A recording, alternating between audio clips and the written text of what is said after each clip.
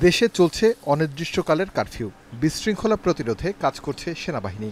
সেনা সদস্যদের কার্যক্রম ও রাজধানীর নিরাপত্তা পরিস্থিতি ঘুরে দেখতে বিভিন্ন জায়গা পরিদর্শন করেন সেনাপ্রধান ওয়াকারুজ্জামান।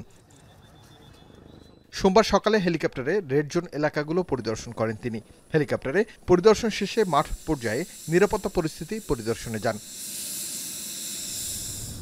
বিভিন্ন জায়গা পরিদর্শন শেষে তিনি ঘুরে দেখেন ব্যবসার লাইফলাইন হিসেবে পরিচিত ঢাকা চট্টগ্রাম মহাসড়কের নিরাপত্তা পরিস্থিতি।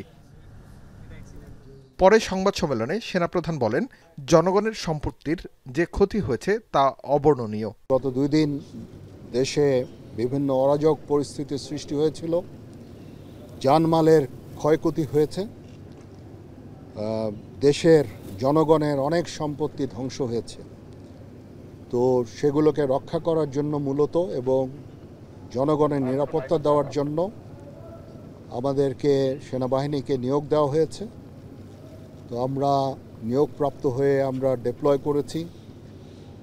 48 ঘন্টার মধ্যেই আমি মনে করি যে একটা স্বাভাবিক পরিস্থিতি ফেরত এসেছে।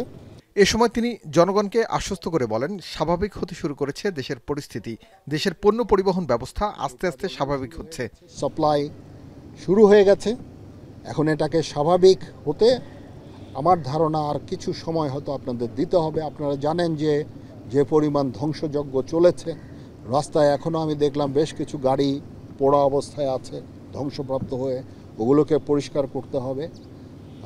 পাবলিকের মধ্যে একটু কনফিডেন্স নিয়ে আসতে হবে, যারা গাড়ি চালক একটা স্বস্তি নিয়ে আসতে হবে। অ্যান্ড আমার ধারণা যে কিছু সময় লাগবে, বাট এটা হয়ে যাবে। But lifeline is already established. সকল আইনশৃঙ্খলা বাহিনী ও জনগণকে সাথে নিয়ে দ্রুত সময়ের মধ্যে স্বাভাবিক পরিস্থিতিতে দেশ ফিরিয়ে আনার চেষ্টা চলছে বলেও জানান সেনাপ্রধান।